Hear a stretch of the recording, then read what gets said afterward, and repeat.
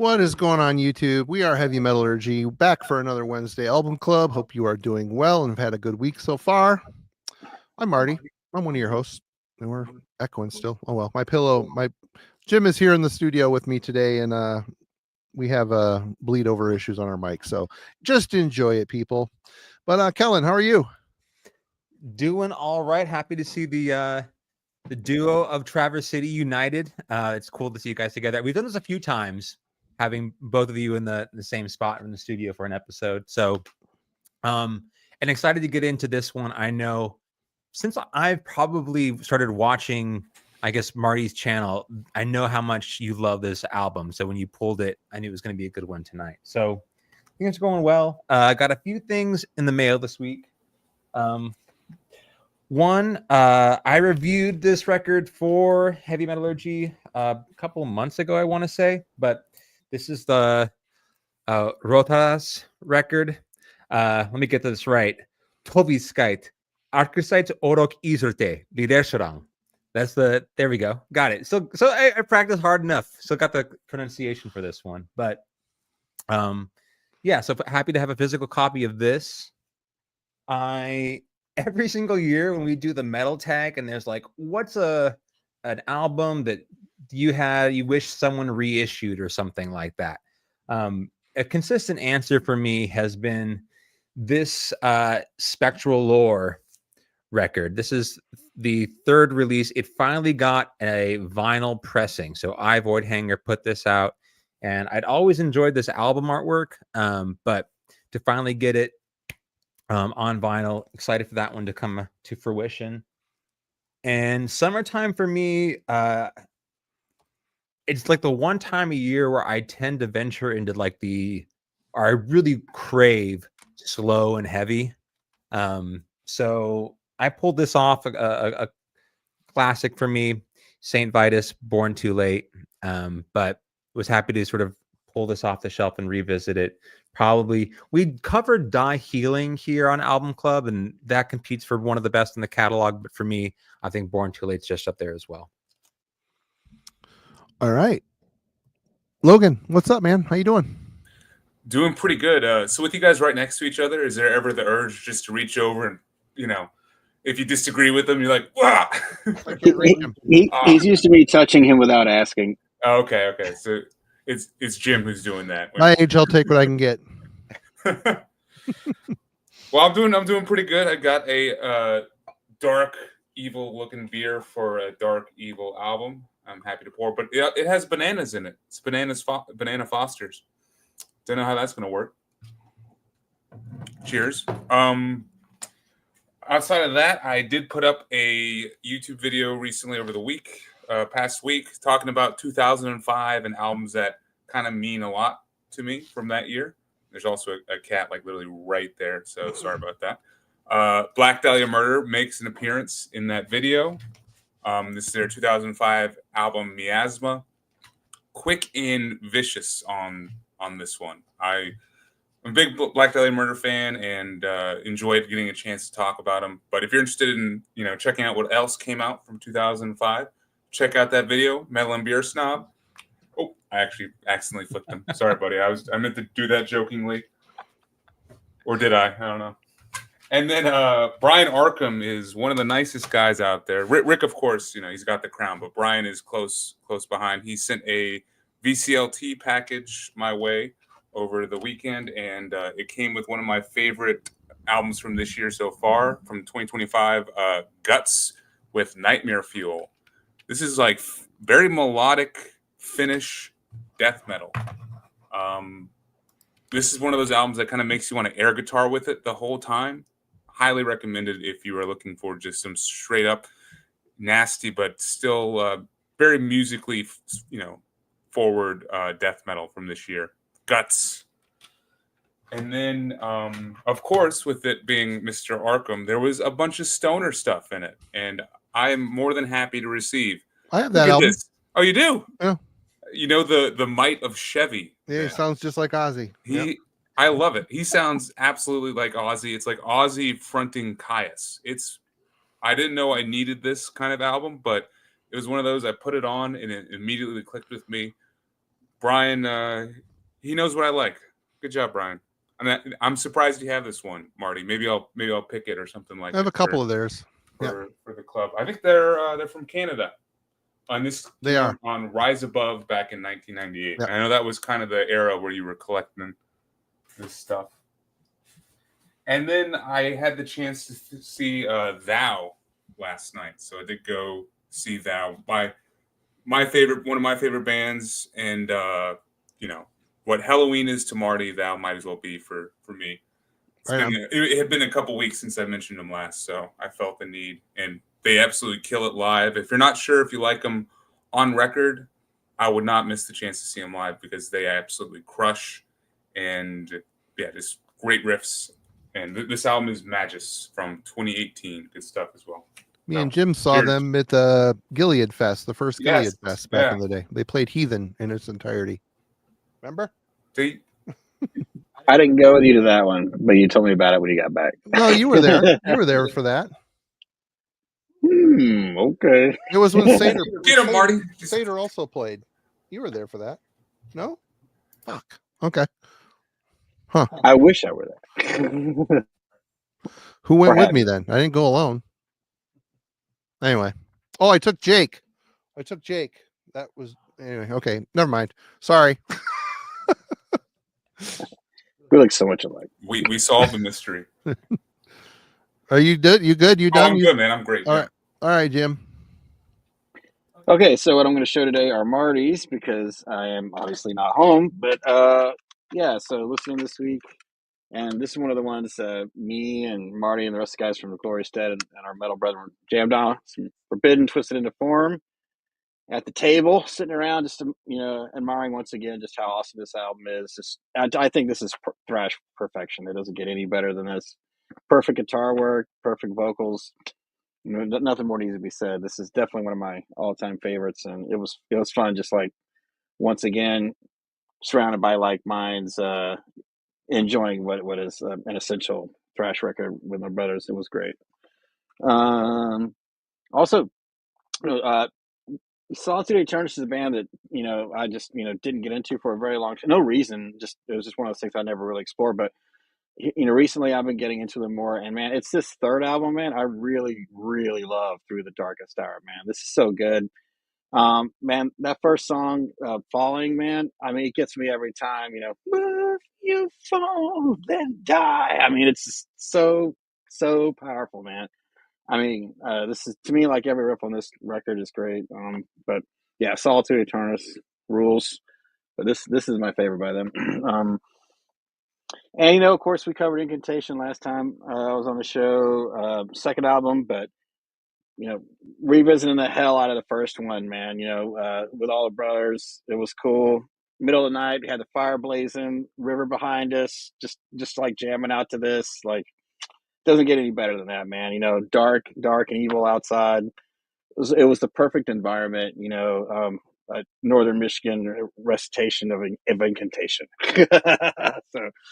Super fun, man, to be listening to this with the crew and revisiting this and just enjoying it so much, with the brotherhood. So yeah, three awesome records, and it's bringing it all back up north. It was fun. All right. Okay. Some stuff. Since the last album club we did on Crimson Glory, my tape was trashed. I found a copy of the CD for good price, about $17. MCA Records Road Racer version. Haven't spun it yet. It looks to be in good shape. Pretty psyched about that. I totally forgot I pre-ordered this months and months and months ago, but Feather and Claw, the latest from Owlbear. So yeah, and listened to it last night. At like 2 a.m. I should have been in bed, but so I'm going to crack the seal on this, threw it on, and you know what? This band is really good. Their singer, it's a lady.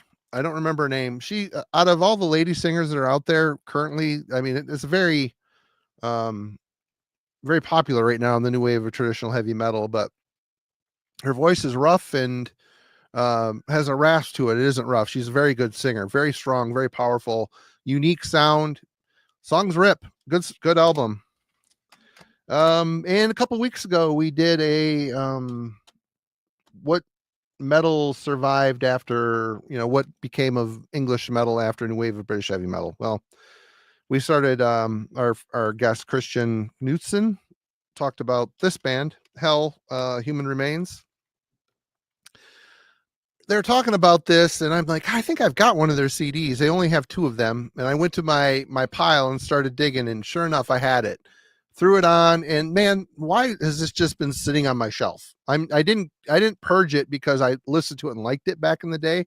I got this as a promo whenever it came out in 2011. But threw it on again. What a great band, man. Yeah, granted, this came from the new wave of British heavy metal era, but wow, what a great singer, great songs. Merciful Fate sort of vibe, but there's so much more unique and complex, I think. And yep, liked it so much I bought the second one, which I got the other day. It's still in the shrink wrap.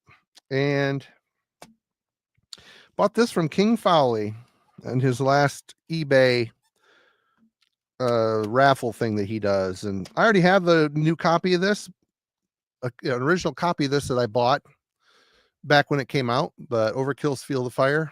And this is my favorite Overkill album, and my CD copy of it and a lot of my Overkill collection was ruined in the great toilet disaster of 2021, 22. I was trying to change a toilet. I got the bolts too tight and I shattered the tank, and all the water ran down to my basement and ruined about a third of my collection.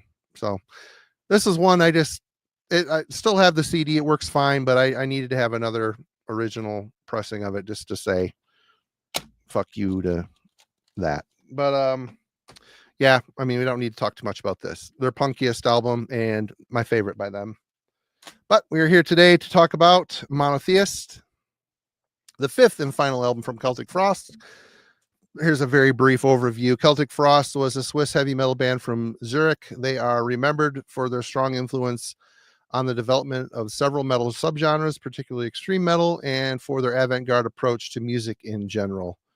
They formed in 1984 out of the ashes of Hellhammer, which is, a far more evil and primitive version of Celtic Frost. But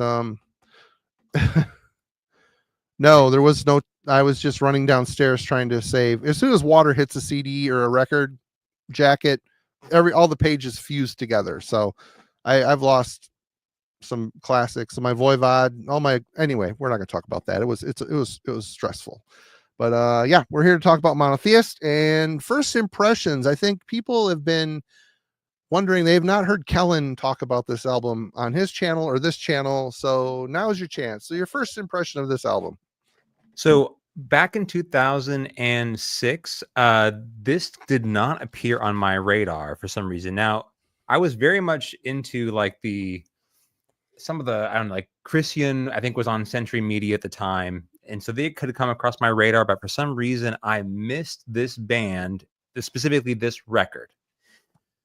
For some reason, when I was getting into just black metal, like out of all the early influences that you're kind of guided towards, I was slow to really embrace Celtic Frost right off the bat.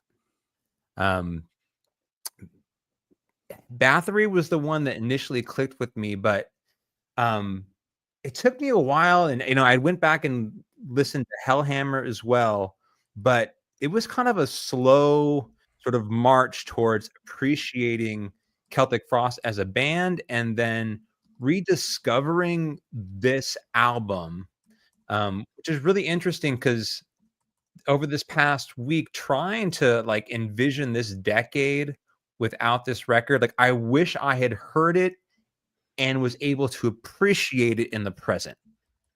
It took me a while to kind of come around to what Celtic Frost means to heavy metal, and then 2, the impact and influence of this record and just where it stands, especially within the 21st century. So it was a cool opportunity to kind of revisit that. And now, some decades later, with my experience with the band, trying to sort of parse those things. Logan. Yeah, I definitely had a different trajectory with Celtic Frost too, and I don't know, maybe a lot of people who got into them more in like the 2000s or 2010s did. For me, this was actually the first Celtic Frost album I heard, and specifically it was because of Triptychon. So this was the first album by Tom G, Warrior, and the gang that I picked up, and then of course I went back to the debut, and then finally after this I heard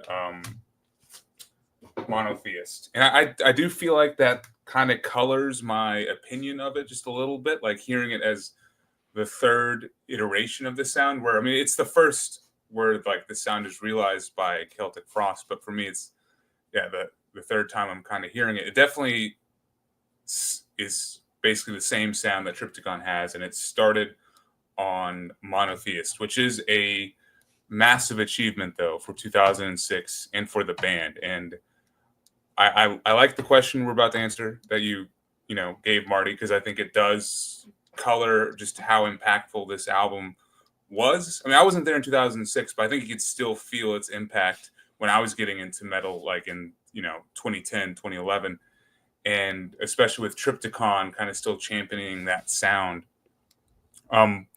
Whenever I put it on, it's just a cool, dark dirge of doom, death, black, whatever. It kind of all just comes together to be a unique piece. And at the same time, though, you still have Tom G. Warrior being that central presence that kind of keeps it Celtic Frost, And I think the more I've listened to it this week, the more I realize that there is that Celtic Frost influence in like the riffing style that really does not carry over as much on the Triptychon stuff. Like some of the riffs are more jagged and like reminiscent of the latter era, or the beginning era of Celtic Frost. Which for the past like 5 or 10 years, this has been my Celtic Frost go-tos right here, because I missed them for a bit. But it was definitely nice getting back into this sound of both Monotheist and the Triptychon album. So I'm definitely curious to see where this falls for me with Triptychon and the earlier Frost stuff. But great pick, good week. Jim. Yeah, obviously been a Celtic Frost fan ever since I've heard To Make a Therion. That was my first purchase of their stuff. Loved it. I thought these guys completely rolled with, and then from there got Morbid Tales. Huge fan, of course. And I remember, went into the Pandemonium came out. I was kind of like, "What the hell is happening?" Was very shocked by that record. Even though there's some great stuff on it, like Inner Sanctum, and Babylon Fell. There's obviously a lot of just completely bizarre stuff, and all that. But Monotheist, obviously between there was Cold Leg, whatever, and then Vanity Nemesis, which was their attempt at being kind of like David Bowie or something. But Monotheist came out. It was heavy. I was super excited about that. I was like, to Logan's point, it was kind of a continuation of those first two records. And the only thing I was disappointed was what ended up becoming Triptychon was like, the adherence to more of a definitely more doom here. And my level of process from their more up tempo songs, especially starting with To Make a Therion, lots of cool writing, double bass, lots of faster, drum work and stuff. So it took me a while. I did like it from the beginning, but it took me a while. But I can confidently say I feel like this is the true. And yes, I'm currently considering Morbid Tales a full record. I don't call it an EP. I don't care that it's 25 minutes. To me, it's the true third album by Celtic Frost. You know what I mean? I think everything in between there is cool. I still love Into the Pandemonium. I still love Vanity Nemesis.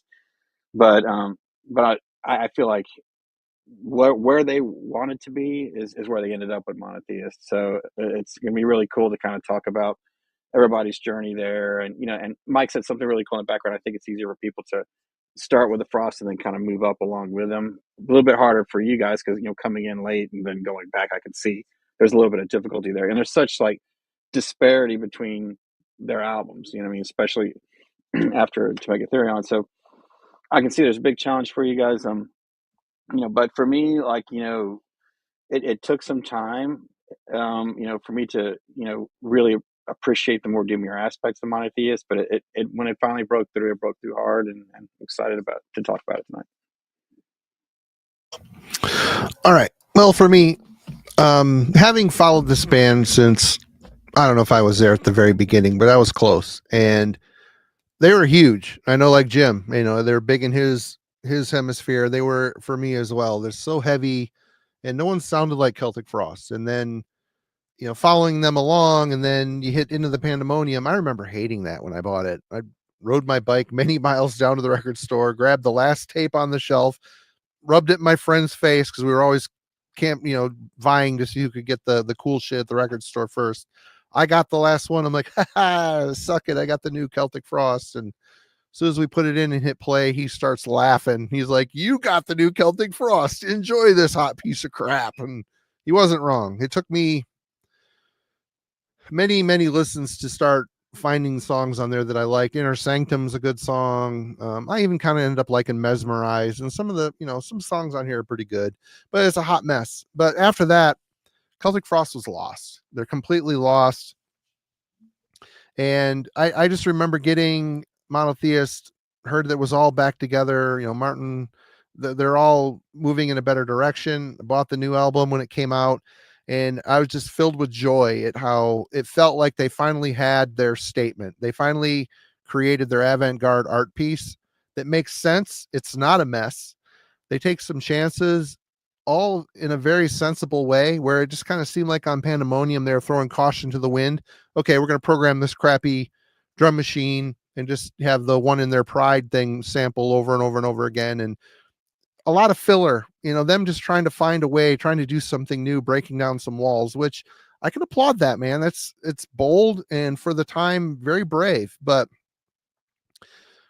us as listeners, we got to sit and be able to process it. And there was just a lot of roadblocks for me personally on that record, not on Monotheist. They really kind of leaned into the Gothic edge, and it worked really well for them. There's some shoegaze type parts, but at the core of it, it's still Celtic Frost. So simplistic riffs, and just the way they built these songs. There's a lot of contributors on this album, which I don't know if that has something to do with it, but they had the right people at the right time, and they went out on, for me, one of their best albums for sure. Which leads me to my question, which is kind of wordy, everybody, so bear with me. And I bit the back of my tongue today, so I'm talking funny and it's driving me crazy. So here we go. 1987, when Into the Pandemonium was released, it was certainly a polarizing release, but it was also as groundbreaking in its aspirations to achieve an avant-garde approach to the Celtic Frost musical style. Their attempt at an art piece, if you will. Back then, very few bands were trying to be experimental, so a release like Pandemonium could and did indeed inspire others to push the boundaries. Look at bands like Therion and all the other bands that were like very directly influenced by Celtic Frost, that era. Many years later, Monotheist comes along, and in my opinion, actually achieves a pure artistic statement that the band set out to do back in the 80s. My question is, has the modern music environment of today evolved past the point where a release such as Monotheist is perhaps not as influential or special as the material demands it to be? If that makes sense. We'll start with Logan.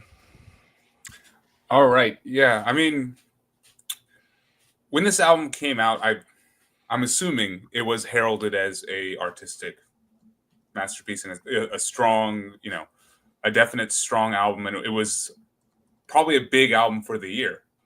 I don't know. I'm assuming it made year-end lists and it made waves and it was influential, because I feel like you could hear its influence going throughout the next decade. Like just the blurring of these genre lines even further, where, at the core of it is kind of doomy, but there'll be like this thrash riff or this black metal section or this tortured, like, black metal spoken word piece.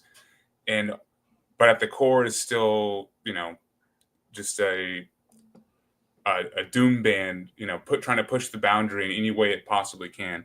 And I feel like a lot of bands in the 2010s kind of tried to do this. And I found a lot of unique and special albums that felt like amazing works of art and, you know, infinitely unique, that I think probably owed a lot to Monotheist and Celtic Frost. I mean, bands like Shamash or Scamish or however you say them, and more of like that ilk that just kind of blurs the line between black metal, death metal, and everything in between, and sprinkles in that gothic post punk kind of tinge to it as well.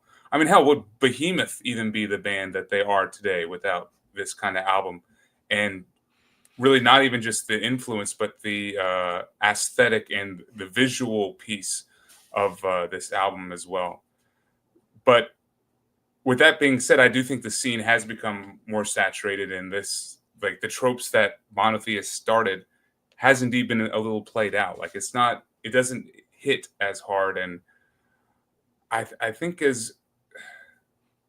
for me as a metal fan, it's more about checking the right boxes and doing the right, the thing that we know works, more so than trying to push the boundary and create something entirely new or different. Either because it's tougher to do that, or because as a listener, it's harder for me to, let myself click with an album that's actually boundary pushing. There's so much to listen to, and like the attention span has whittled away to almost nothing. And it's easy to find that like Pissgrave or Guts kind of album, which is just straightforward and fun and, easy to digest, versus kind of dive into all that extreme metal has to offer in like boundary pushing. Because I'm sure there's still albums that are, recreating certain scenes or spinning, sounds in a unique way in 2025. I just haven't found any in a year or two that I've been like, wow, this is, really creating a unique artistic statement, which, stands alone and above other bands in the scene. Typically it's like, oh, this is the best version of this sound in the scene, not that it's unique from everything else. I think metal has just kind of become a bit of an Ouroboros, kind of just in 2025. So it's tougher for bands, I think, to make a unique artistic statement. Sure. All right, Jim.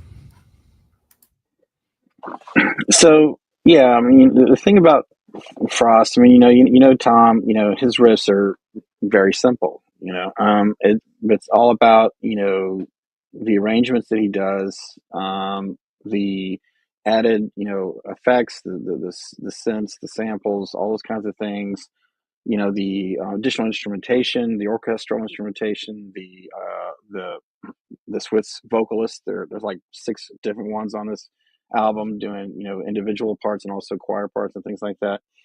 It's what Tom brings together as a whole that makes Monotheist, and for that matter Celtic Frost, stand out. But in the hands of someone with a lesser vision, but if you're just playing the riffs on their own or emulating Frost riffs on their own, that it's just not going to have that same cut through, to your core, for uniqueness and stuff like that. It's kind of like only in the hands of like the Frost, these riffs sort of are they elevated to something very special, and if you don't have that sort of like wider vision that Tom has as a musician, and I think that's what Tom considers himself. I think he considers himself a musician and a composer, not really just a guitar player, and because he has that wider vision, that's what makes, an album full of the riff style of Monotheist resonate. Whereas, if you just did these like really simple, like, doomy riffs and hammer on tile stop type riffs, you're probably going to be forgotten about if you're in the modern age trying to do that. In order to properly bring the influence up to, the forefront and take it somewhere new, you're going to have to think of yourself and, your influences as a whole, and try to bring all that in the same way that Tom does. He doesn't bring just metal, he rarely ever has, and I think that's what's challenging, in order to do that in such a way where it's still metal. You know what I mean? Where it's still got that, but it deserves the tag avant-garde, which has been applied to later Frost. So it really, there's a lot of Frost worship out there, and some of that I get behind, but yeah, if it's going to be something more than just an homage to the Frost, if it's really going to take that influence and bring it into the modern realm, it's got to be larger than life in terms of its performance. It's got to be more than just showing that you have an influence of the warrior style riff, which I love. Like it's simple, but it's amazing, and the sound and everything. It's what he takes with it, how he creates that sound. I love it. Ever since Morbid Tales, I mean, it's been oft duplicated, but never truly replicated. There's something about Tom's phrasing that makes it unique. But if you don't have that, kind of like in interior depth or desire to bring, what motivates you as a musician beyond just metal, I don't think that the true Frost essence is going to, show up in your modern music or be memorable. So I think that it's less about, has, an album like Monotheist, has it lost some of its influence? I think it's less about that. I think it's just, that there's fewer musicians willing to, take something simple but build something really emotionally complex around it. Because that's a much higher, endeavor, and it takes a lot of looking inward and finding musicians that are willing to meet you on that level, and that's a difficult thing to do. Even for Tom, it's been a difficult thing to do. You know what I mean? Like, so yeah, I think this is definitely a complicated one. That Marty's brought up a good one to explore. But I think the influence is there still, but it's it's diminished because the true understanding of Frost and bringing it to the foray is pushing your own influences up that are non-metal, and also pushing your riffs to be something more than what they are at first glance. All right, Kellen. It's a hard question, because one of the reasons I want to champion this record is because it is Celtic Frost. Like, it's the journey that matters, right? To get to this record, they had to go through so much failure. So to finally get it right, that feels part of why it's such a success. I do think, to your point, if this record had come out from a new band with the style here, there's a lot of, avant-garde metal happening now, but I don't hear them pulling from the influences on this record. Meaning, I will get to the songwriting here, but the way they kind of navigate post-punk, goth, doom, they kind of scrape their way through the 80s and the 90s to land in 2006 in terms of all the different heavy, dark influences on this record. Industrial, I don't hear avant-garde records that sound like this. So I would love to see more bands, try and do this, but this is a project and a band that always feels like their aspirations exceeded their technical proficiency. And it worked in some ways. That's part of their ethos. Their entire history is having a desire to play into dark spaces that they did not know how to navigate. So to finally land here on this record, that's one of the reasons I think it's such a success, and why I'll talk about it as, glowingly at times during this hour. But I do think, specific to the influences on this record, there's parts of it where it succeeds, and where some of my favorite tracks are on this record. They're devastating as ever and stand the test of time. There are moments on this record that I do feel are eternal, that you could play through the decades and they'll still have the same level of impact. There's other parts of this where I'm going to be critical of and feel like they don't hit the mark, or they were trying to do something and it didn't work out well, and I feel it's dated and strange to me now. So what I'm getting at, though, is I don't feel that today in 2025 metal has evolved past sort of the artistry of this album when it's at its best. I think it would be just as relevant in 2026, 2 decades after its release. It would still have a role to play in terms of speaking to what experimental and forward-thinking music can sound like within heavy metal.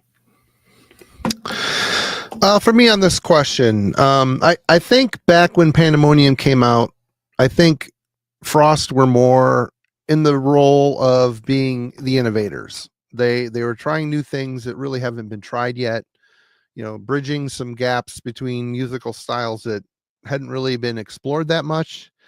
But one thing I remember reading Tom say that Martin, I don't know if he owned a club or managed a club or something, but it was like a dance type club, gothic and all that industrial.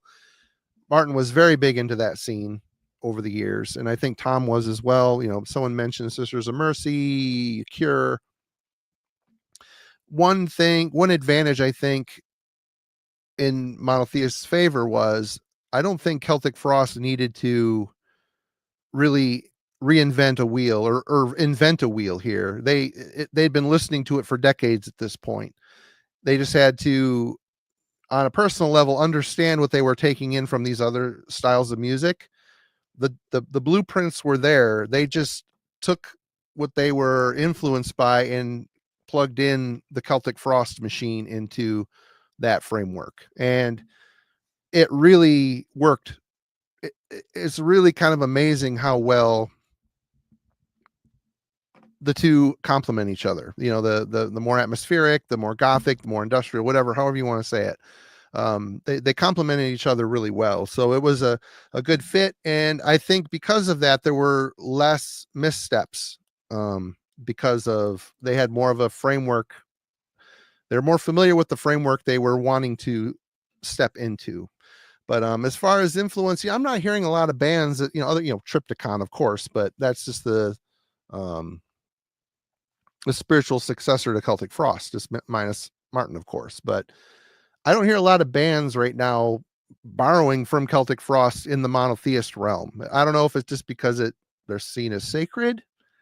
It's easy to go back to the Morbid Tales side and rip those riffs off all day, but there's a little bit more going on here, and I don't know if just people are thinking, well, they did it so well, we don't want to go there, or it just hasn't happened yet. I don't know, but to answer my own question, I just think that, there's bands like Dodheim's Guard and a whole bunch of other bands that are doing, Ved Buenzenda and all these other bands that are doing this really weird avant-garde type of stuff from a different point of view.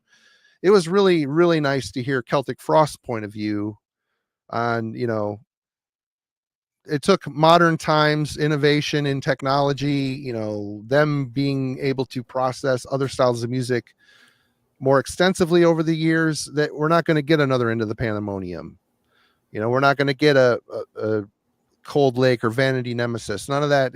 They finally got it. They figured it out. So it's influential. It deserves to influence more and more bands, I think. But it'd be interesting to hear what they come up with. But to answer my own question, I don't know. I think the modern music environment has evolved, and the good thing is I'm happy to say that I think Celtic Frost fit very well after all these years of struggle. They fit really well in it. Once they finally arrived, they were there and it worked. They toured the world on it. They blurred the lines between death and black metal and electronic and experimental and gothic. And that's what they always promised. And they finally delivered in my book. Let's discuss the musicality and composition of Monotheist. Jim. Well, I think this is where this album really shines. Is its composition being the key word. The music here it's dark, it's heavy, it's headbangable, but then it's also introspective. It's gothic. It's got electronic elements. It's got the noisy type elements like Tears in a Prophet's Dream and Dance Macabre coming back to life.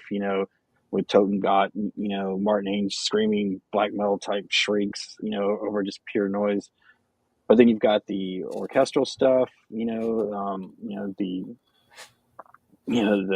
last track that's just, viola and upright bass and violins and it's just amazing. And, when you look at the, like, the songwriting, that was at least I'm sure that he worked directly with them to hash it all out, but at least the melody lines, he composed that, so it shows you that, like, Tom's vision is beyond just very simple, super down tuned, like, kind of pull off type riffs. There's definitely more inside of him. Definitely a strong Gothic influence. He loves classical. He loves electronic. And to Marty's point, all that came together. And whereas I would totally agree. Part of Celtic Frost charm or Celtic Frost issues, depending on how you look at it, and I think it's both, was they were always looking to pull in all this stuff and be successful at it, and sometimes it worked and sometimes it didn't. They were always kind of shooting above their capabilities, but that's great to kind of make yourself vulnerable as a musician. I think it's better to kind of shoot for it and fail than to just stay in your comfort zone. What makes Celtic Frost who they are was that there was no comfort zone. No two albums sound alike. Even though this is a natural progression of what I consider to be, the best of Frost, Morbid Tales and Megatherion and the Monotheist. All of the albums, even their abject failures, still became a part of their story, made them who they was, and kind of made them human. But compositionally, you can really hear all the different elements here. Different styles of music that just sort of work, because behind it all is sadness and embracing of the finality of death. And it comes through in both the lyrics, and the music itself. Things that were kind of like, tough for me at first. Like I'll say, Drown in Ashes. That at the time when this first came out in 2006, I was a little not really so into like the goth type stuff, and but I've really come to appreciate it. I really love the Alexandria vocalist Lisa Eihwaz female vocal. Is kind of a beckoning sound over the synths and the electronics. In the intervening almost 20 years, I have explored those styles more, and so now, like, it's one of the songs that I kind of look forward to the most as I'm listening to the record, because it takes you somewhere else. That said, Progeny, it's a perfect Morbid Tales era throwback. It's pure Frost, great guitar sound, headbanging. So they keep that going here with you, with the experimentation, but also, reminding you that they can still like crack skulls as well. Tom and Martin really, really explore the doom sides of Frost and doom influences of, their listening habits here on this. So there's a lot of slow single note type riffs and a dirge-like feel over their delivery, but it really works for this being, and of course this, I don't think it was anyone knew at the time. It really works as sort of like a send-off for the Frost to have these slower, darker tempos, to have this kind of an embracing of doom and the finality of not only the death of the band, but Martin himself just tragically just several years later.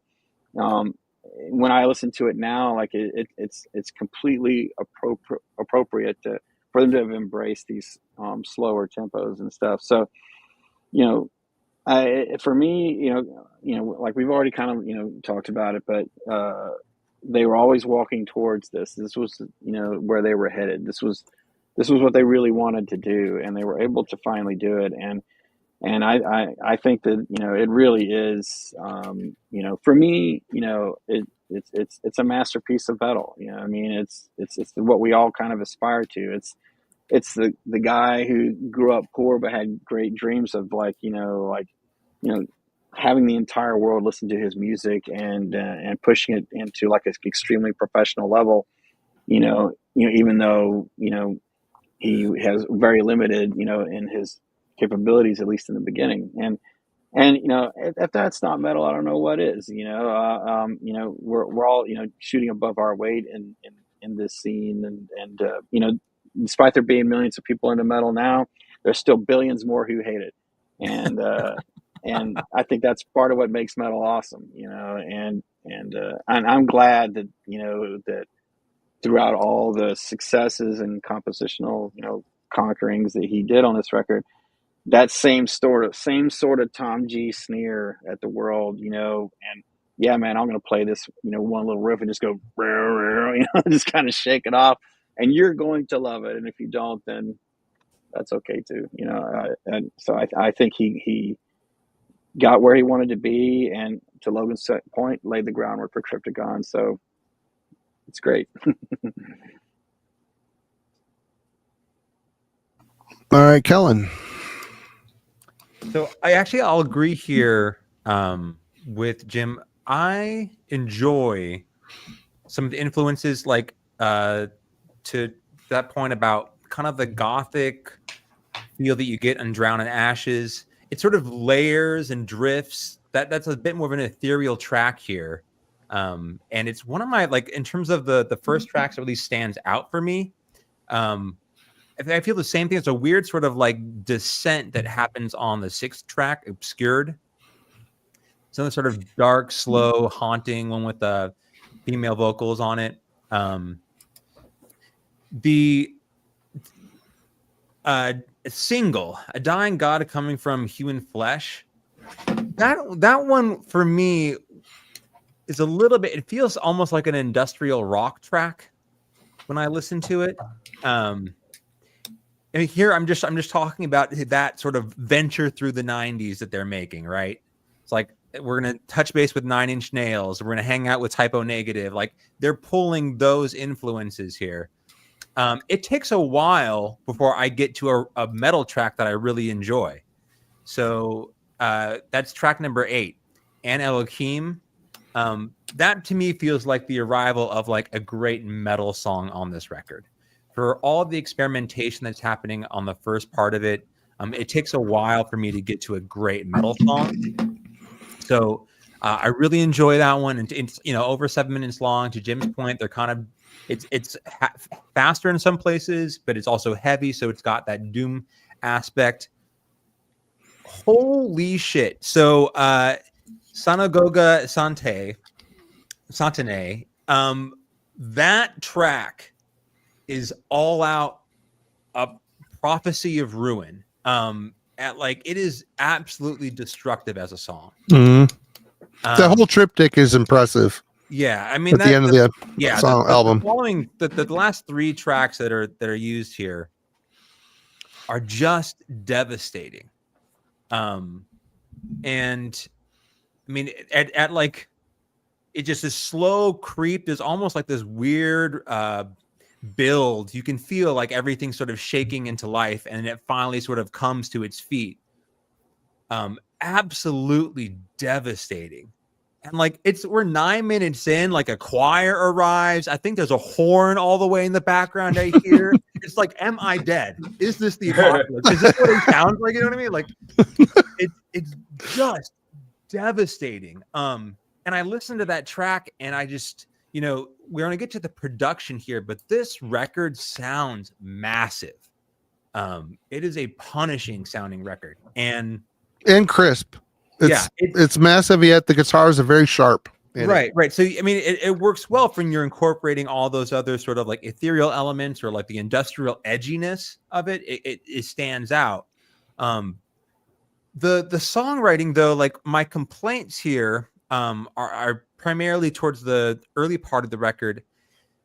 I don't want to say necessarily like a groove aspect to this, but there's a weird sort of rhythmic element to some of the guitar riffing on this album.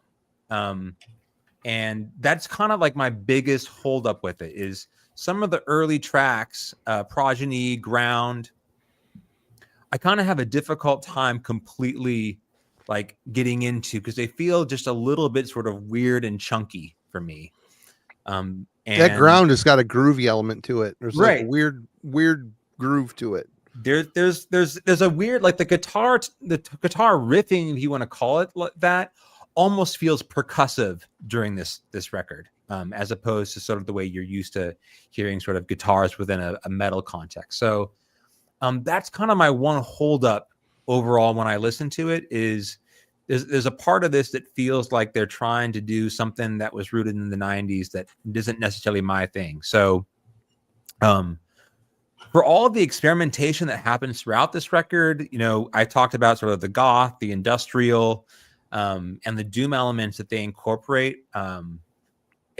Those are absolutely successful for me, but there's a weird sort of groove element going on with this record that I always feel holds it back from being sort of, you know, one of the best records for me. Well, that you want to take the Celtic Frost out of it is what you want to do. Right. But okay. You know what? See, if you take the groove out of it, then you don't have Celtic Frost anymore. But it's not to make a Therion groove. You know what I mean? It's not those simplistic riffing. Anyway, tell me the Jeweled Throne doesn't have a groove to it. Here we go. see, you try and bring a little bit of criticism, and all of a sudden, I'm just trying to make a point here that if you want to take the groove out of it, you're taking, you know, one of the core elements of Celtic Frost. But doesn't it feel a little like, I get that this is a band that does simplistic riffing. To me, though, it just feels like they're pulling from a part of 90s groove that I don't go for. Sure. So that's fair enough. And that's to the same point. It's probably one of the things that they're trying to experiment with, right? So anyway, I will get off the stage so Marty can stop throwing tomatoes at me. I'm not throwing tomatoes. I was just trying to be a little doubting Thomas there that I know you love so much. So I thought I'd throw that in there. All right. It was definitely a firm point for sure. All right, Logan. I guess first to kind of comment on the avant-garde tag that, you know, this album kind of gets.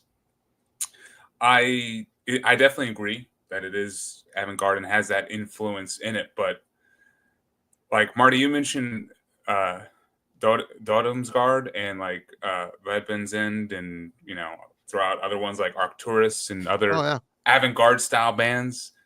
This feels so much more earthy and grounded and like, you know, approachable than what those bands did. Like for me to get into the vibe of, you know, Redbend's End, that's a certain other mood, you know, like you have to want to almost feel elevated to approach it. Whereas this, it's like you want to punch in the gut more so than anything, and then repeatedly be kicked while you're down.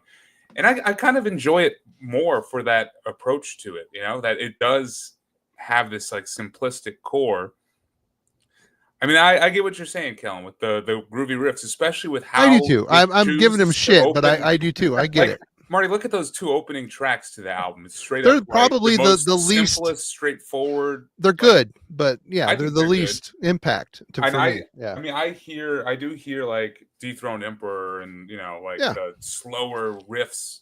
It's like the most callback like to their era, that era. You know, it's the most.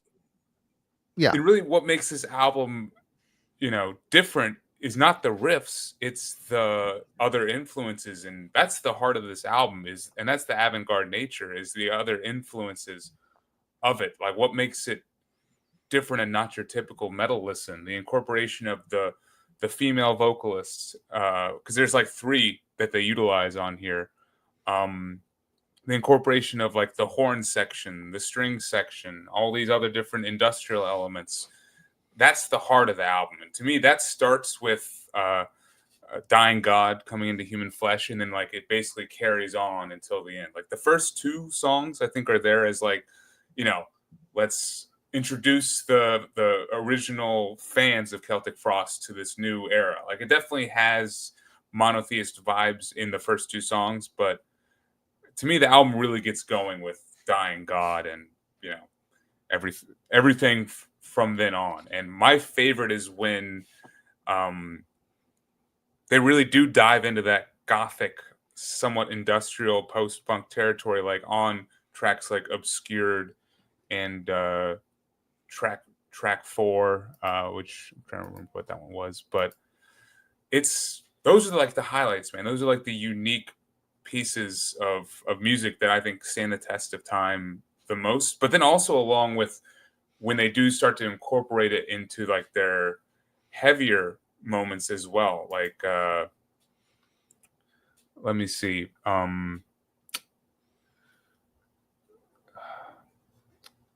In In Holim and Abysmi Vel Dath. That's like those are like the two most avant-garde but still super heavy moments on the album. I think those are like the high points that really show what Celtic Frost and then Triptychon really can bring to this, to the stage. And to once again highlight Triptychon, I really am more hung up on these two albums, I think, than Monotheist, for better or worse. But they kind of continue to run with this sound, but I think make it a little bit more cohesive. They do lose that Celtic Frost riffing style in a way. Like there's no track like Ground or, other simpler songs on these two Triptychon tracks. What there are in spades, though, is the dirgy, doomy elements and like the incorporation of further Gothic influences and just more avant-garde influences that just, I think, make these sound just as bleak. I do think Monotheist is a unique stand for Celtic Frost, though, and I just love, like, the music stands on its own for sure, but the fact that it fits so neatly into this narrative of, Tom G. Warrior and the whole band trying to reach this like sound that's just out of their fingertips for their whole career, and then they finally get it. That makes it a triumph to listen to. And I kind of enjoy that story aspect of it. And I don't know how many collaborators the band had employed, in the past on their previous albums, like Into the Pandemonium and the two that shan't be named. But I think the fact that they were so willing to have contributors on Monotheist really helped out a lot. I mean, Peter Takrin is on this album and on track 10, the final, monolithic track, and then a whole bunch of other musicians too. And I think it really helps them grasp what has been out of their grasp. They maybe finally realized that we need outside help to accomplish this vision, and with that help, they were able to. So, you went, Jim, right? Yeah, you're first. All right. Where are we at here? Musicality and composition. Yeah, I think the album is expertly written, and I do like the fact that they started off with Progeny and Ground, where that gives the listener, it eases the longtime listeners into what's to come, because though it isn't that different. I mean, on paper it sounds weird, but hearing it makes complete sense. But you've got more of a simplistic, groovy elements, and I can see why Kellen would want to exercise that, because the rest of the album is a bit more adventurous. And agreed. The triptych at the end is just experimental music. I have a lot of respect for, like noise and stuff, but when it's just formless noise, I have a hard time focusing on it. There's nothing there to anchor to. There's no rhythm. There's no, melody. But they worked with elements of that on Totengot a little bit, the intro to this, but they kept it rhythmic and they kept it minimalistic, and they kept building on it and adding to it in sensible ways. It kept me engaged. So when, the dirginess of Synagoga Satanae, whatever, and then the symphonic mournful ending with Winter, they're just so well, they just really they worked all these elements in perfectly here. It was like the culmination of what the whole album has been building to. But basically, for songwriting and composition, Celtic Frost have always built on simple lines, simple riffs. They're going on the tone, they're going on their heaviness. And even though Tom specializes in a very simplistic riff, the way he plays and his tone, it sets, you can hear him start playing and right away it's Tom Warrior playing this riff. And that translated really well onto this album. Even on the Gothic songs, you can still tell it was written at the hands and mind of, Tom and Martin. And I think it's really great that they could experiment and push the boundaries here and still retain their identity at the core of it. So I see this as very adventurous songwriting, but at its core, it's very simplistic and sensible. It's very Celtic Frost. And there's nothing that really, listening to it from start to finish, that feels like a misstep or a wrong choice, which again, it makes me happy that after all these years of trial and error, they even had that demo with the tank drawn on it that has like rap stuff on it. I'm like, what the hell is happening in Celtic Frost land? It just didn't make sense. Now it all comes together and makes perfect sense here. Let's talk about the production. Logan. Dense, dark, multi-layered, and just the perfect complementary production for an album like this. I mean, it perfectly mimics all of the different layers that Celtic Frost are bringing to the table, all the different influences and styles, and I think it really does a good job of fitting everything neatly and letting everything kind of breathe when it needs to breathe, and be the center of attention when it needs to. Like whenever the guitars are like at the forefront, like on those two opening songs, boom, there it is. Whenever the vocals need to be at the forefront, like on Obscured, there they are. And then whenever it steps back and is a little bit more industrial tinged or post-punk tinged, it becomes very, very open and very roomy. I will say, I mean, it's heavy. It's fucking heavy. This is a massive album, and the production mirrors it. I think it's probably a perfect production for an album like this. One of my favorite aspects, though, is definitely the guitar in it. Like the crunchiness of the guitar and just how heavy it feels. It sounds like it was lifted off, for me, Morbid Tales or something. Like it's great. And the guitar riffs, when they come in and they're the centerpiece, they are just massive, and I love it. And maybe it's the one thing that Triptychon kind of lacks that this album has, is just these crunchy guitar riffs, that just do have that simplistic Celtic Frost groove. So I will say maybe another thing that caused them not to create albums as good as this one earlier on is maybe the production and what they could do in the mixing board, wasn't quite what it in the 80s, what it is in 2006. Like, I feel like they had to wait for technology to catch up just a little bit. Also, I mean, when they're incorporating like clean singing and post-punk into the Pandemonium, it doesn't quite sound like this on, Obscured off of this album. It just sounds opposite of each other. Like you're just jamming two different ideas together and hoping that they'll stick, and they don't.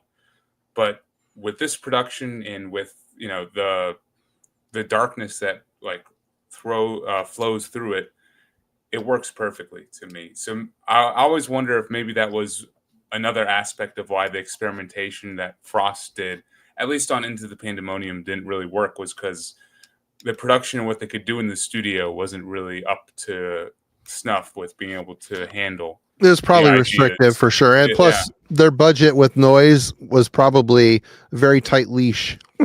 And I'm sure this is the Century Media money, right? And this was I'm imagining a very big comeback album, And it looks like they recorded some of it in their own studios too. There's some, I don't know, read some of the additional notes. Maybe having the time to record this also helped, because when you think of Into Pandemonium, that came out in 87, Megatherion was 85, so 2 years to write and record that, and then this, they basically had, well, it said they took 4 years to write and record it. Yeah, so I mean, it's a lot. I think you can tell the details are here for sure. But yeah, perfect production for this album.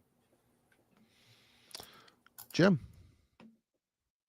Yeah, man, that was one of the first things I really like about this record is I think Tom finally got the sound that he had live on his guitar and that he envisioned for the other instruments really dialed in on this record. It's a huge sound.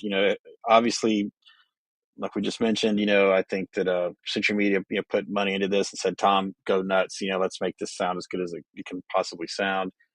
When you watch Triptychon or Frost today live, like on the Bakken YouTube videos and stuff, like that sound you hear live that's on this record. That killer Eihwaz Tom G distorted crazy sound he's got. I mean, it is on this record. It's powerful. It's in your face. It's everything that you wanted, and the bass is just, oh my God, it just eats up all those low end frequencies as it should. It sounds so good, yeah, man. And Martin's got it distorted, which is just icing on the cake. It just makes it sound so powerful. I love, all the, the electronic elements that are put in here. They're there, but they're not overbearing. I do get, what, Kellen's saying about, because I actually had a similar take on, which song was it now? Obscured, where I felt like there was kind of like a 90s industrial rock sound to it at first. But the more I listen to that one, even that one, it just gets better when the riff comes in around 3.5 minutes in. There's a timpani driving up the chorus, which is obviously a callback to awesome moments on To Make Ethereon. It's about 5 minutes in, and then and so there's even moments that choices in the studio like that, and timpani that where the production elevated the quality of the song. So, even on that one, Obscured, which is, not one of my favorites, it became, much more tolerable simply because the way that it's presented to the listener, along with the other elements musically. So, it's just a really good balance of that. And man, I gotta tell you, I mean, Winter, the closing track, I mean, there's so much emotion, in that classical piece. There's so much feeling in there, and it sounds so good, especially when you're listening to it on headphones. For me, it's transportive. Every time I listen to it, I just want to hit return and play it again. It really takes me away, and I think that obviously it's the composition itself that that we can lay the blame, if you will, for that power, but it's more than, I think that if it hadn't really been produced at the level that that it was, that it wouldn't have as much impact. And it's definitely produced at a very, very quality level. I'm not sure who was twisting the knobs in that. I read that Peter Cochran did the initial mix and then Tom rejected it and then redid it.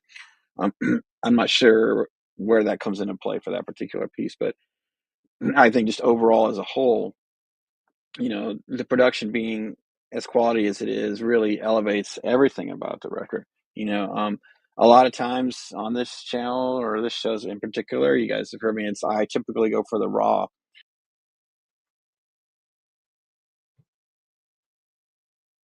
Oh. Sorry guys, I'm having some issues with my headphones tonight, but anyway, we were talking about the rawness, but in this particular case, I feel like, Tom had been there, man. He started with the raw. So the raw, this is the guy, who's behind Hellhammer. So for him to finally, after all these years, finally get to that point where, hey man, time and money aren't really an object, just create the best Celtic Frost record you can. I feel like that was probably said to him. Who knows? I don't know for sure, but it sounds like that was said to him, and it sounds like he took full advantage of it. So in this particular case, nah, I didn't want raw. I didn't want, dirty. I wanted good. I wanted, Tom to have, carte blanche to really, bring his vision to fruition, show the world what he was really trying to get at. And I think, the production, the studio, the quality of the studio work on this allowed him to succeed in that. So, yeah, I absolutely wouldn't change a single thing about the production. I think it's one of the best things about Monotheist. I think one of the things about that Winter piece that ring through so effectively is the fact that it's real instruments. It isn't keyboards. They're not using samples or sounds there. They have actual people playing the instruments, which Yeah, is if cool. you check on Archive, there's like a full army of people who Yeah. contributed to it. It's cool. All right, Kellen, your turn. Yeah, I mean, we've kind of talked about the weight or the heaviness of this record. But one of my favorite tracks was Drown in Ashes, and that's one that has a lot of subtlety. That is sort of consistently layering after layering after layering. And the fact that you can hear that with a certain amount of clarity, and as sort of the progression builds, the fact that every single element you can hear sort of build on top of each other is like, even in the quieter moments of this record, the production shines through. I guess what I'm trying to Yep. get at there. Yep. To your point about the industrial side of things, even some of the vocal performances here, like on Synagogue Satane, that the emotion behind his vocal performance, I don't know what his proximity is to the microphone in that, but sort of leading edges of notes, or like the scraping aspect of the vocal performance. I don't know if the mic is peaking, but there's like a distortion that's bleeding into that vocal performance. And it just adds to like sort of the emotional impact of that track as it sort of builds.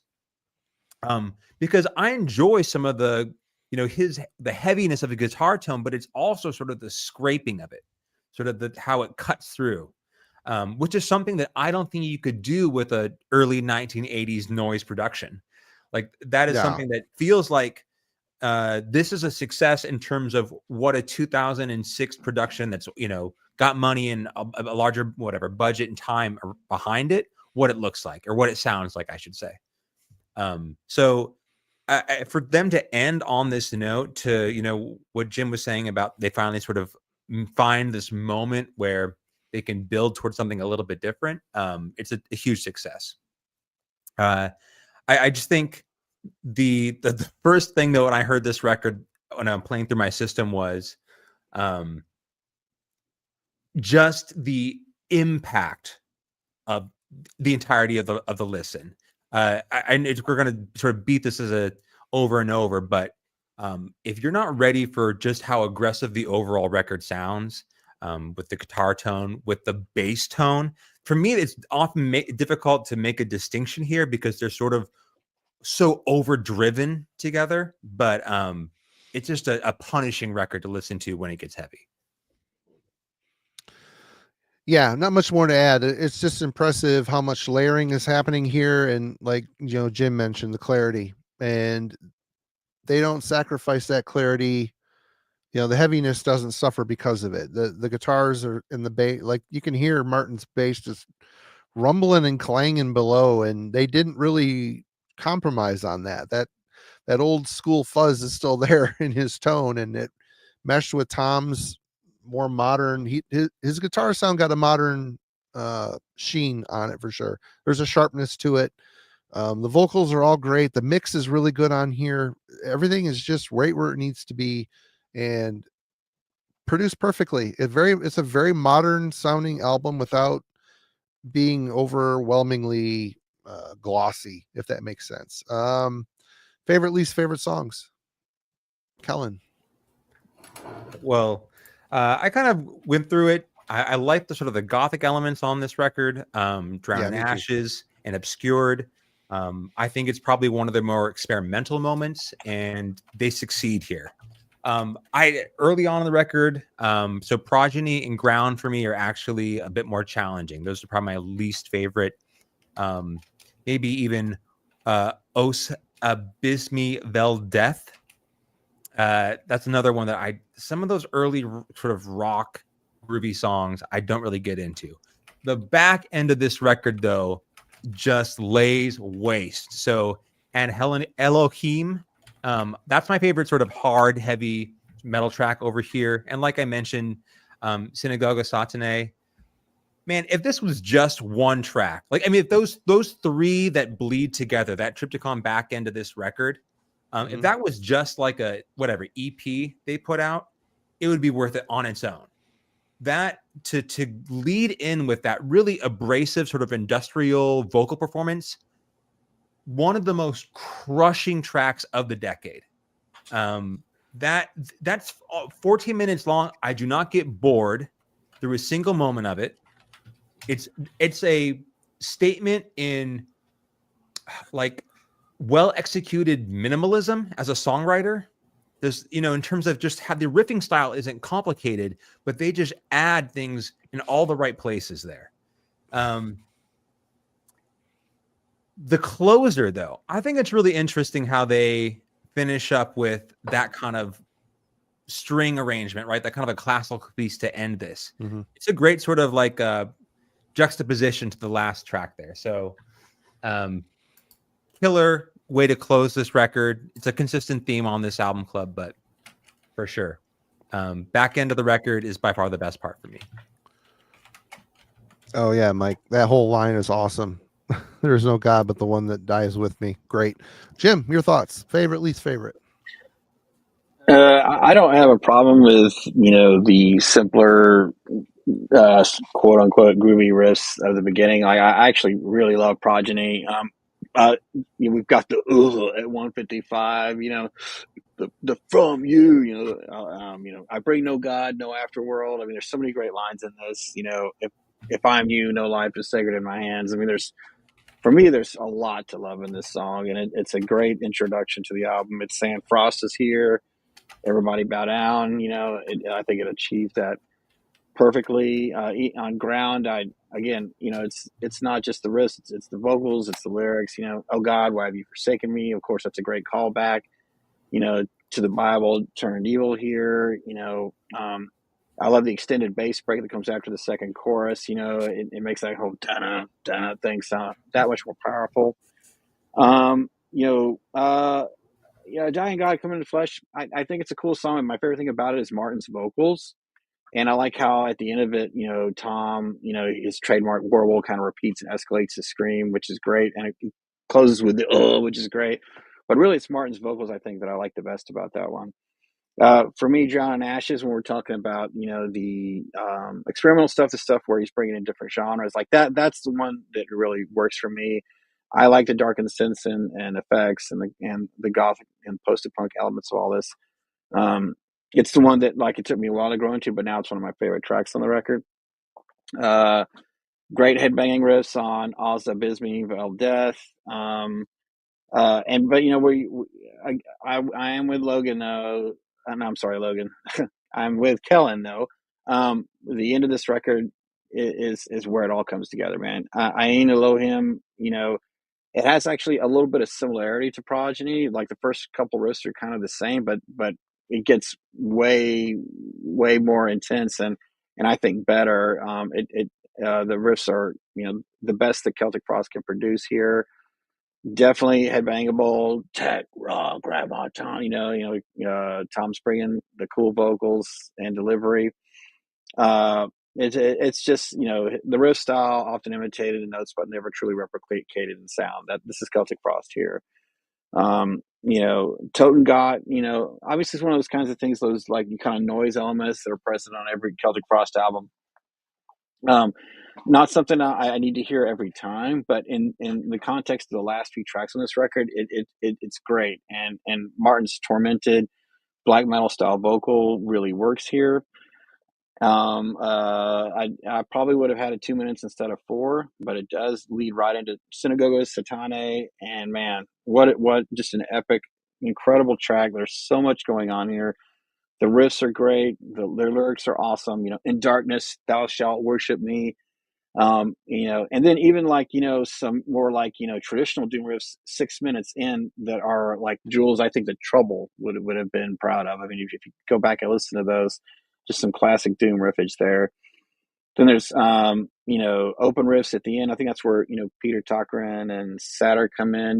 There's some backing vocals there with the black metal vocal style and Latin recitations. Followed by a German one. And then, Tom's like kind of Bowie kind of thing he likes to do, where he says, bow down before thy Lord below, just everything about it. Like there's so much going on. There's so much of everything that comprises Tom and Martin, and it's all here on display in one track. It's an epic one. It's long, but I agree with Kellen. It never gets boring. It's just amazing. And And Winter Requiem, man, this classical piece that closes the record. Typically I'm like, man, I want to be, thrashed out on the last track. I want to be pummeled, but that wouldn't have been right for this record.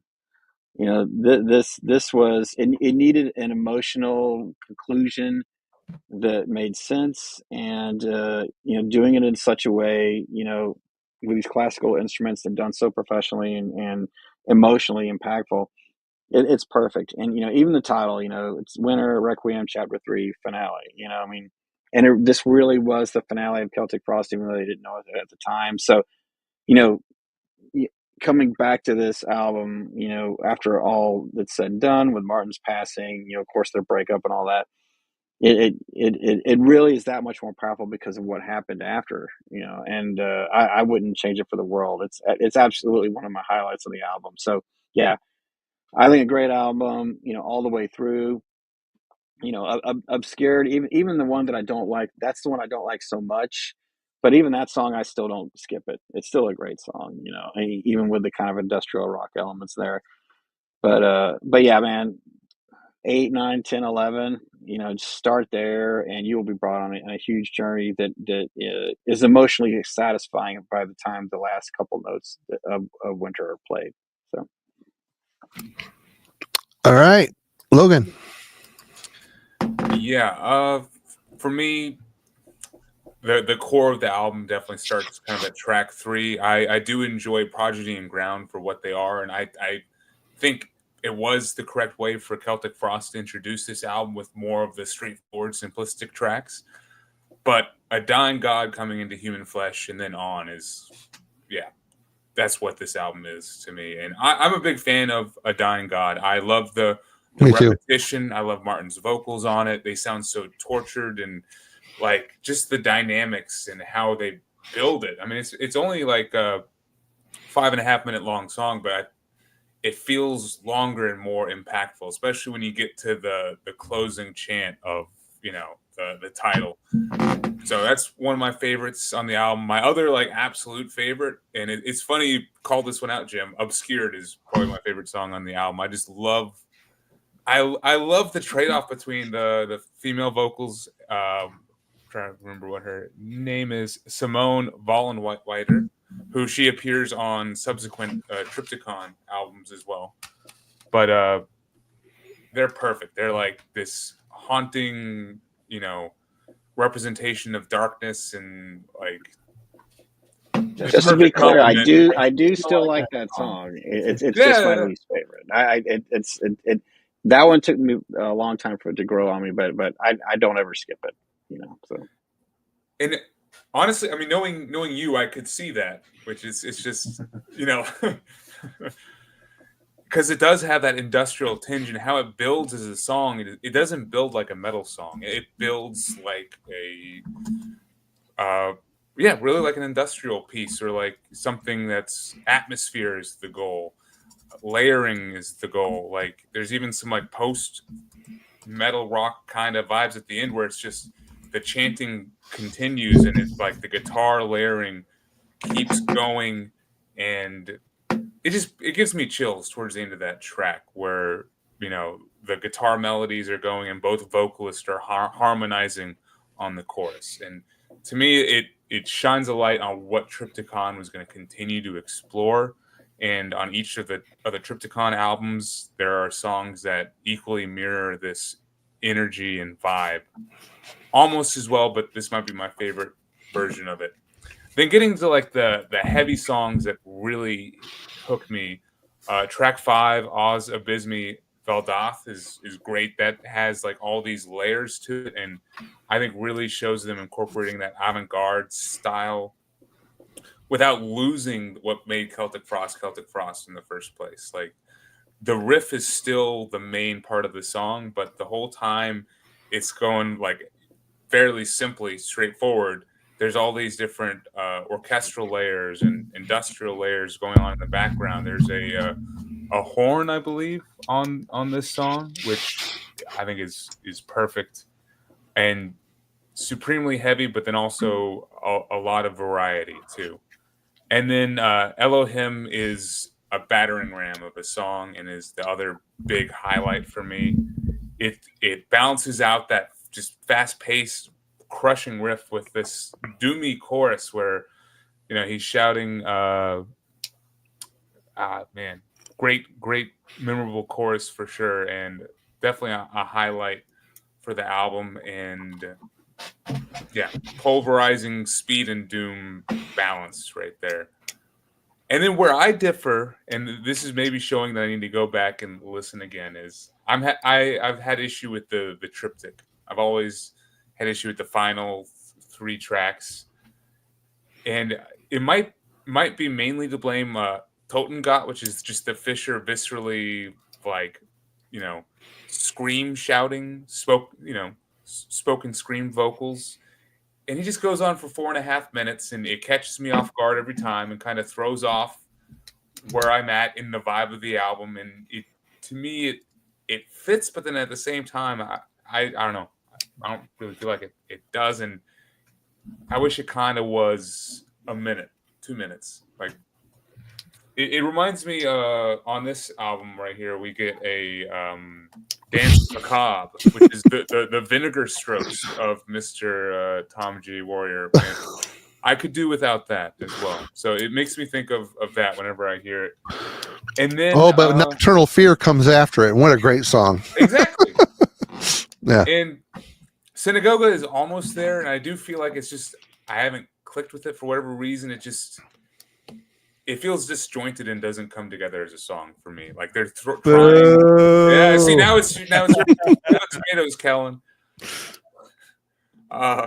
It's just these different ideas, and then when they get to the spoken word Latin and then German, yeah, I'm not quite fully committed to it. And there's cool moments, but it doesn't cohesively come up to 14 minutes of a song to me.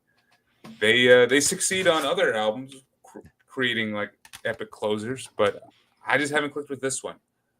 I do. It's okay to be wrong, Logan. I'm wrong. I think I'm wrong every week. It's a trope. I do like. Yeah, Winter, we love you though. anyway. I know. I appreciate that. Winter is a great closer though, and I do love the sad way it exits Celtic Frost's final album. So. Yeah, no issue with one of the 3 of the triptych. All right. Well, I really like the Gothic tracks on here. I think, if Sisters of Mercy is an influence for them, I mean, if you listen to a Sisters of Mercy song, it's typically the same 1 or 2 drum beats through the whole song. So repetition is part of it, but they took that aesthetic and made it even more dismal sounding with Tom's voice, and then adding the female vocals. And I really liked where, even though the chorus might be repetitive, like the one song where they're just saying no, no, no over and over again. They keep like adding stuff over the top of it. So every time it comes around, even though the chorus is being repeated or that refrain is being repeated, there's more stuff thrown on top of it. So it keeps you trained to it. Those taking the simplistic elements and building to it it's just really great. It's really well done. You guys, none of you mentioned Domain of Decay. Holy freaking crap. You want to talk about one of the heavy, I mean, yeah, there's a groove to it, Colin, sorry. But it's an older song and they redid it on here, and it's like absolutely devastating with that production. It sounds like there's 50 guitars on these riffs, and it's just sick face the whole time it's playing. It's head nodding. It's like untouched by the experimentations of Monotheist, but it's in a pure Celtic Frost form with this massive production. Love that song. For me, that's when then it follows up with Ein Elohim. It's a great follow-up track to Domain of Decay, and one of the faster tracks on the album. And you got these simplistic riffs that are played on one string. They're not even doing a chord. It's just like they're playing the riff on one string, it sounds like. But it's catchy and pure. It's very pure. And of course, Tom's old style death rattle sounds great on here. He alternates between the mesmerized kind of stuff and then the old school death rattle yells, and then more of a spoken, and it all works here. There's a vocal style fits every element on this record. And I'm going to reiterate the fact that Dying God coming into human flesh. First time I heard that song, I was blown away. Martin's first vocal performance for Frost, and God, he nails it. He just sounds so vulnerable on it. But when he like kicks in the screams, it's just sickening, super sick. And even though this is a very simplistic song, I mean, really simplistic, I think the hook of the album is how they switch between the quiet to the explosive dynamics. That is when it all kicks in, you're really quiet. He's almost whispering like he's too weak to speak. And then when the chorus comes in, he starts screaming, or the whole frozen is heaven, frozen is hell. He's just like, holy shit. And I do get what you're saying too, Kellen, on how it feels a little bit like an industrial song. It's not a bad thing. It's a great thing. There's like a weird electronic malevolence to it. It's just a very interesting song. And then Tom in the second half of the song kind of comes in with his mesmerized type of moaning, and it works. And at the end, they ride it out by adding more and more elements. So it just ends on such a climatic, crescendo. Great song. I mean, you guys have all talked about all these. I love the triptych at the end. It just, all these 3 tracks flow together, and it's the height of their experimentation. It's all here, and they nail it. They end on such a powerful statement. Let's talk about Judgment. Final thoughts. Logan, we'll start with you. Hey, I mean, no doubt this is a monumental album that for me has stood the test of the time. Almost 20 years, like, hard to believe it's almost 2 decades old. And I do think it has been an influential album from the time that it came out till now. Just the way that it blurs the line between all these different metal subgenres, while it still feels like a Celtic Frost album. It still feels like it was made by a band that started in the 80s with this simplistic Hellhammer riffing style. And, they were able, I mean, it's like a really just killer underdog story. They were able to grasp the ambition that they've been trying to from the beginning. I mean, Warrior didn't like the Hellhammer days and was unhappy probably every step of the way. And I just hope that after the release of Monotheist, he felt a sigh of relief for once. He probably didn't, because he then went on to do Triptychon, and to me, I feel like he still was chasing this ambition of creating emotive and dark music. And I mean, to me, I think Triptychon perfectly continues what Monotheist did. Like, you can tell there's a little less of that Celtic Frost guitar crunch here, and maybe a bit more incorporation of the extreme metal that was going on in like the 2010s. But I think like the heart of it and how dark of an album these two are. I mean, if you enjoy Monotheist, definitely check out both Triptychon albums. Oh, yeah. They are perfect. And I think I still like them better than Monotheist, but it's close. It's close. And Monotheist is a triumphant, massive album, which I hope to own one day, and it's definitely fun visiting it this week. And yeah, definitely leaves an impact every time I listen to it.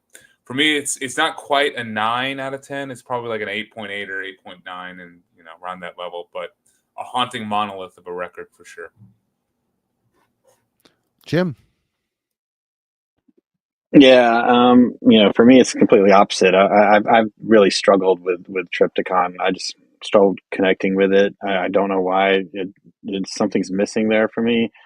But with this week of focusing on Monotheist, and I was talking with people in the chat about it.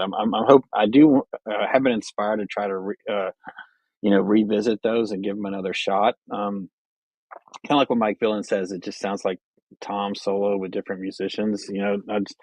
Something about Martin's presence, or even with him, his kind of spirit in the background, though he didn't play on To Make Ethereon, there's just something there with Frost, that was, for me, elevated above Triptychon. But I'm going to give it another shot actually this week and see if it cuts through, because it seems like it has everything I should be liking there, though like Monotheist, it focus more on the doomier sides of Frost, where more up-tempo stuff is always my favorite. But we'll see. And back to Monotheist, yeah, man, I liked it from the start when it came out in '06.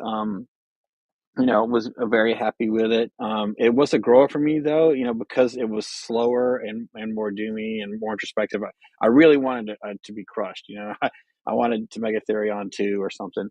That wasn't to be, and that was a silly expectation anyway, because Tom does what he wants to do, and that's what makes Frost what they are. And so more power to him for that. But over the years, learned to love it. I do think that it is really the spiritual successor to the first two, to Morbid Tales and To Make Ethereon. And even though I do love some songs on Into the Pandemonium, there's a lot of strangeness there that didn't quite work. Cold Lake we won't even discuss. Vanity Nemesis, some really good efforts there, though I think they leaned in too much, trying to be a little bit of Bowie meets metal. But they got it right on Monotheist, and I think it will stand the test of time. And it really does. I put it on; it sounds fresh to me still, and for me, I think it always will. So, with my ranking system, I think this is a must buy. Along with To Make Ethereon and Morbid Tales, I think the Monotheist should be there. Especially if you're listening to Triptychon after the fact. I mean, you got to go to Monotheist and see where it starts. And but yeah, if I had to give it a number, it'd be a 9 out of 10 for me. But yeah, love this record.